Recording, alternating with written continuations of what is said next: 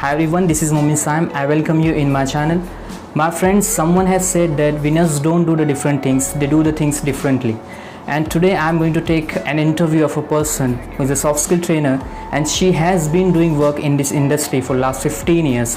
She has worked with the Times of India and Future Group and many different media industries. And in 2016 she founded her own academy, Rolling Minds Academy, where she is teaching about public speaking, communication skills, personality development and so many things. So we are so honored and grateful to Rasna Balian, who is with us. Thank you very much for giving me time. It's a pleasure.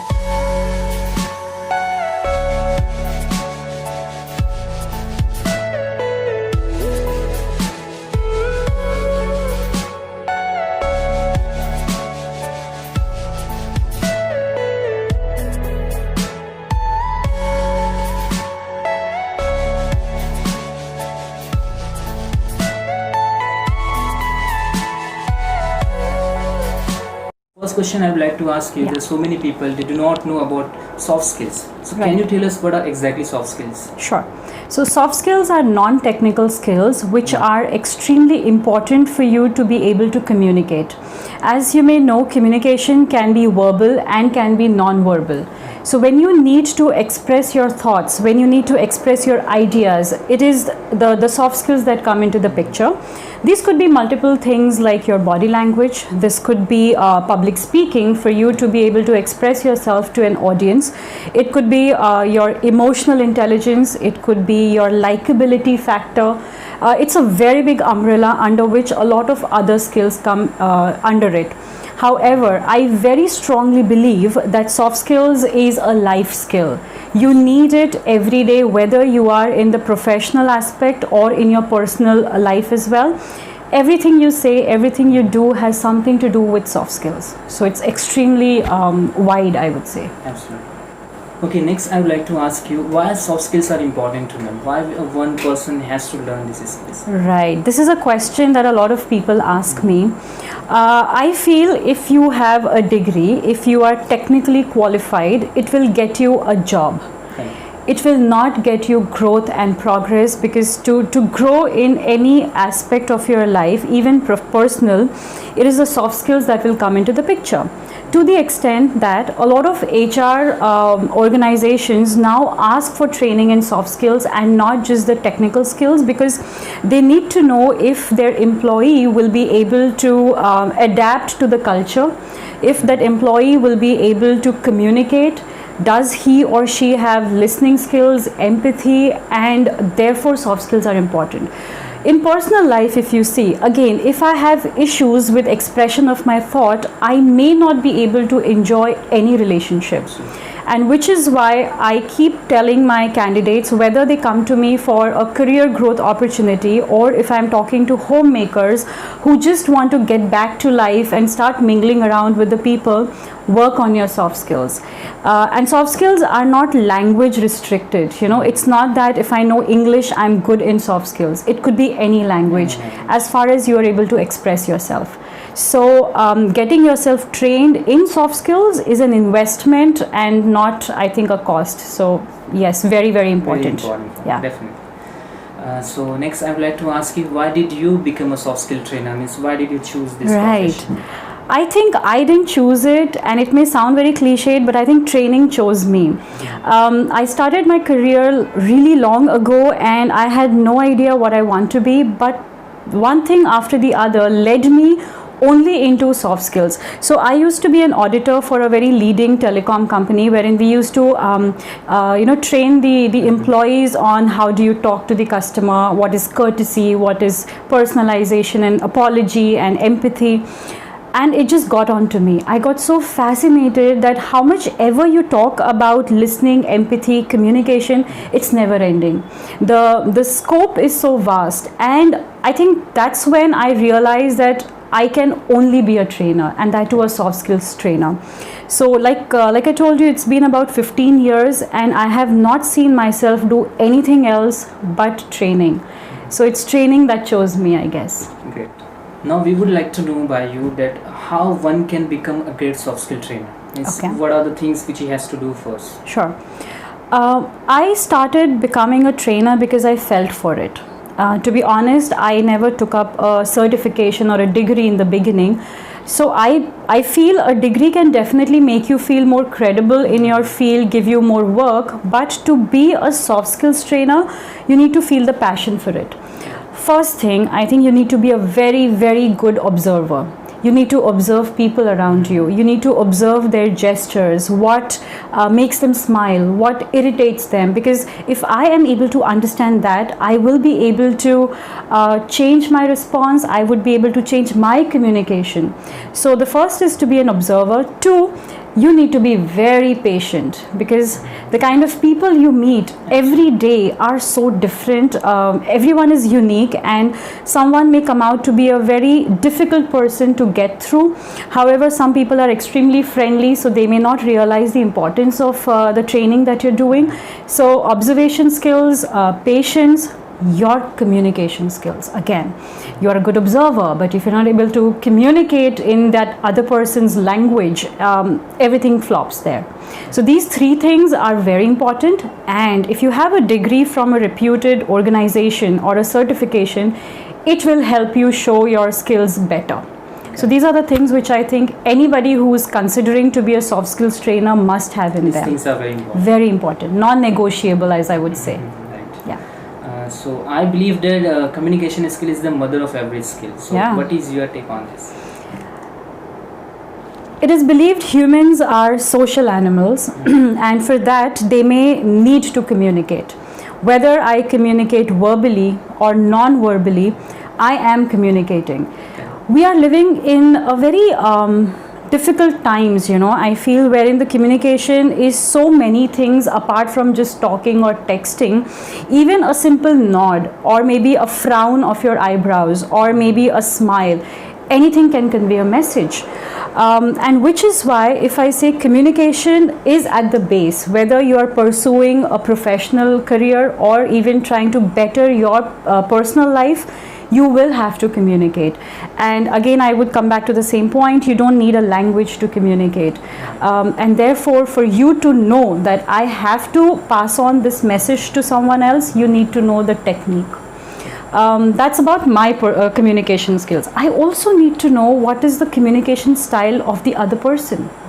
If I feel the other person has some restraint in expression, I think it is my responsibility to complete that communication by asking questions or by maybe assisting you to be able to express.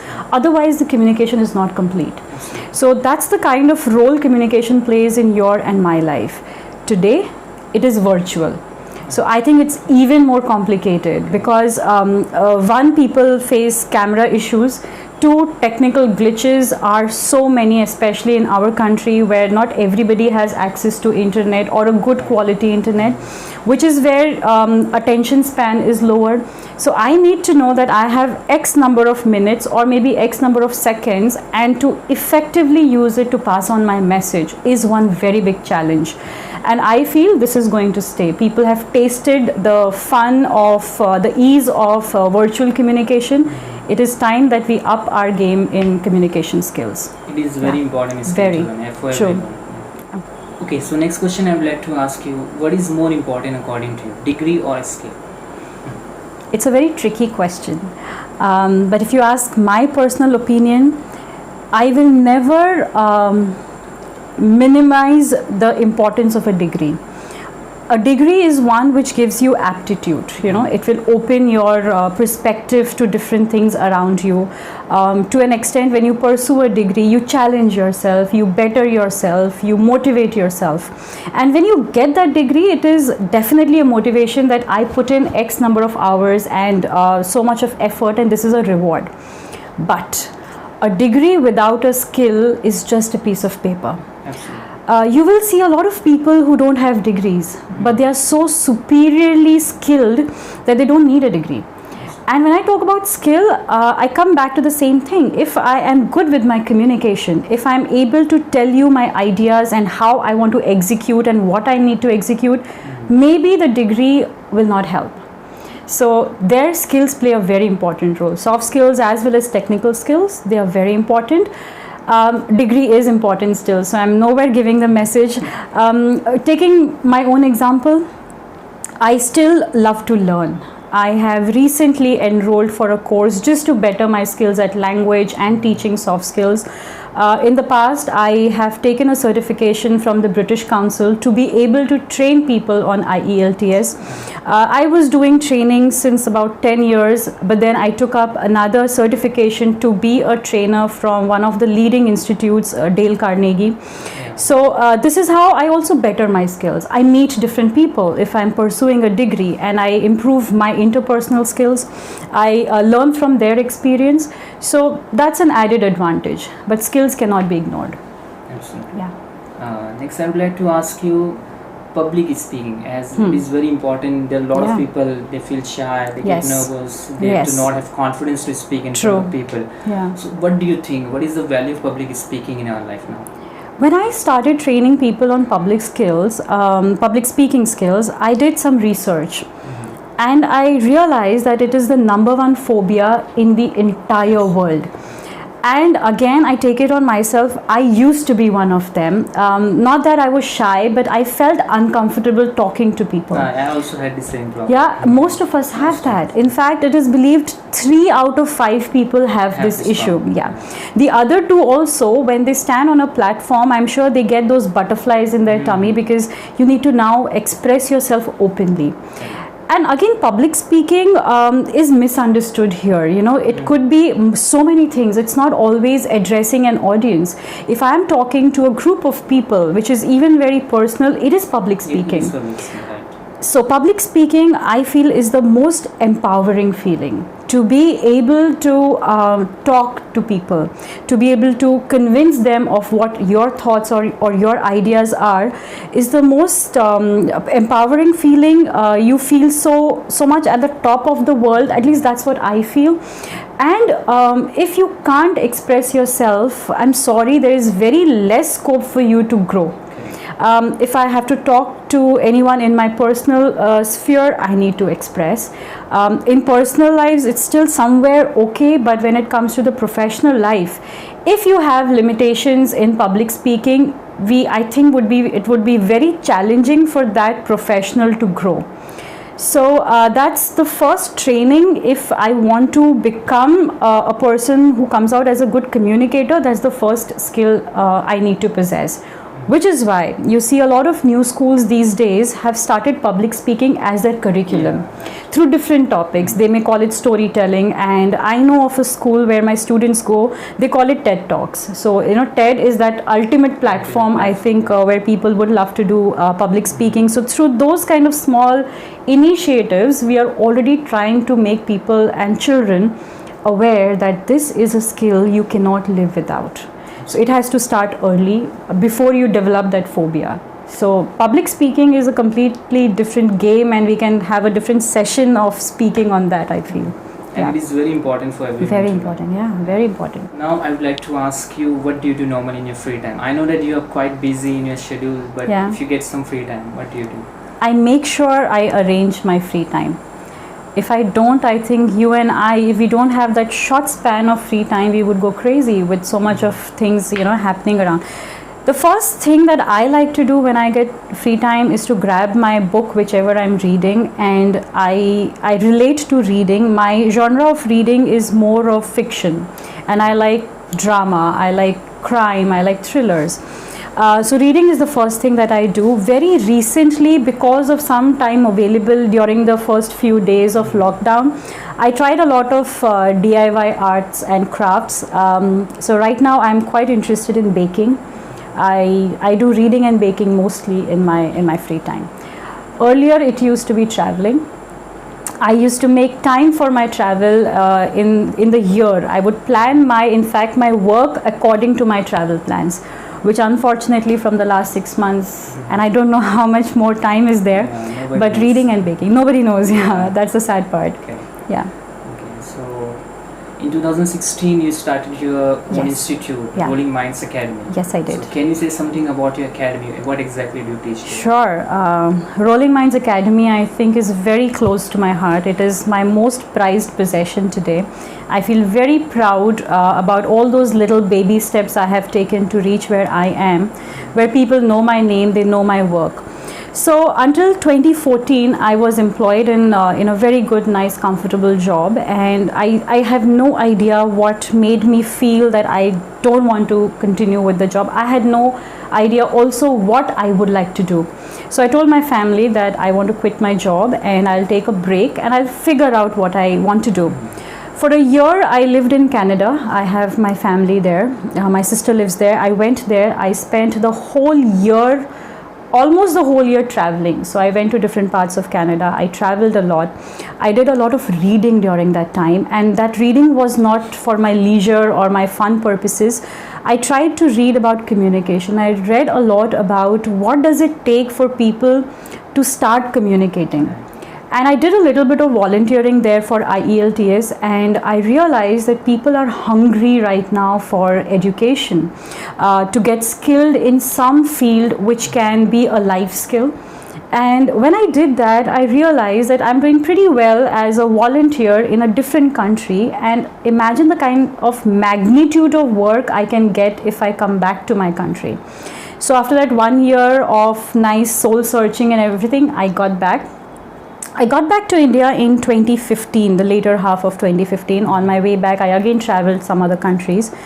And then I didn't know, how do I start? Where do I start with? What does it take to become a trainer, a full-time trainer, be on my own?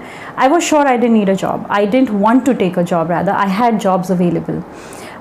It took me 6 months, and I think those 6 months were the most difficult months of my life. I almost lost sleep thinking, how do I do it? I would definitely give credit to another friend of mine who helped me understand that I have always been a trainer. This is what I need to do. I will have to be patient. And then I started looking for places and all. I knew my courses. I knew I would be into soft skills and communication skills. So when I set up Rolling Minds Academy in May 2016, I started with a very small batch where I took students, which still continues today. So I still have those students who were from the very first batch of mine. And why students? I thought I would want to train them into those skills which, when they grow up, don't need a Rolling Minds Academy. So I was very clear to the parents that this is not going to be a tuition class. I am not going to teach them their textbooks. I will help them enhance their grammar skills, their speaking skills, their writing skills.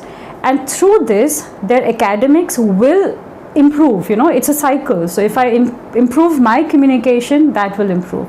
So that's how we started the first few batches. Work was slow, and then I enrolled some homemakers, and we did personality development with them, with the entire focus on getting back their confidence to be able to move around. This, I would like to emphasize, was not on language. So we were not teaching them English. We were teaching them some confidence, to be assertive, to be able to express.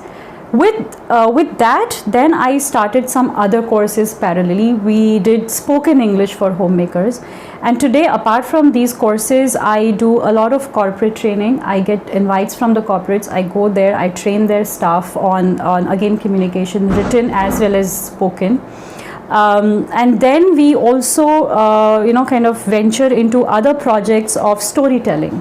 So I've taken training myself, because I also aspire to write a novel soon. I've taken training from one of the best professors that I know. And so I teach them story writing and storytelling. Another course which I feel very close to my heart is IELTS, which is International English Language Testing System. A lot of my candidates today are from IELTS. And again, they test you on 4 skills. They test you on listening, reading, writing, and speaking. And these are life skills again. So I know of people who invest their not just money but time and efforts getting trained in IELTS, so that they just don't have to go to another country to live or study, but just to test where they are today. So that emphasizes the question that you asked me earlier, how important is communication? People are ready to invest to just learn and enhance their skills. So these are certain things which Rolling Minds offers, and I do right now most of my workshops on the online platform, doing it virtually. I arrange webinars for teachers in different fields of how easy or how difficult it would be to teach online. I do a lot of work on IELTS, and the batch of my students is still continuing online, which gives me, I think, a lot of pleasure to connect with these little minds.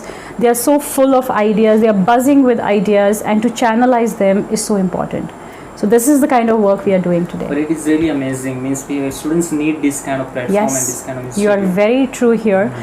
India is believed to be one of the youngest countries. So if you look at the data, about 35% of the population is below 35, which means we have this very big responsibility to channelize their knowledge, their skills, and their energy in the right direction.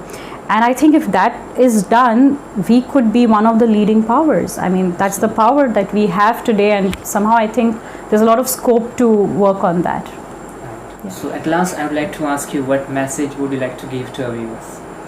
Sure. So I think it is very important. It is your and my personal responsibility to see those kind of venues and areas that need improvement.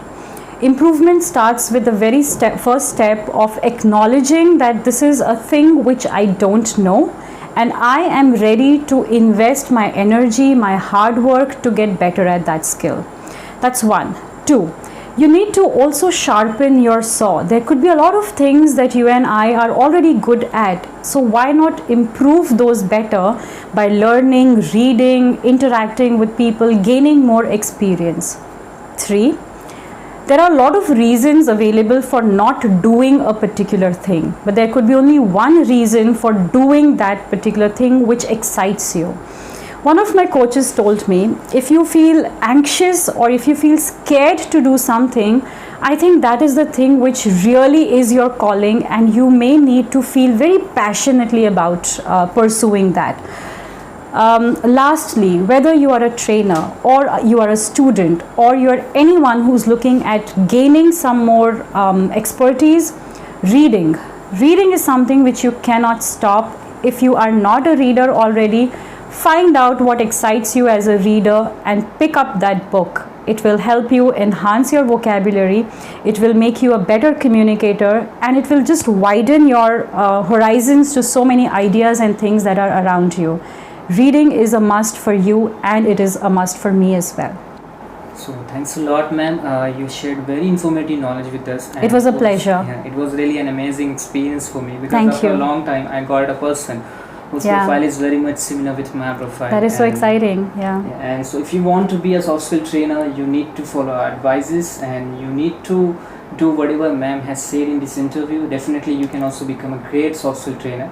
Thanks a lot for watching our video. Keep watching our videos like this. Thank you. Thank you.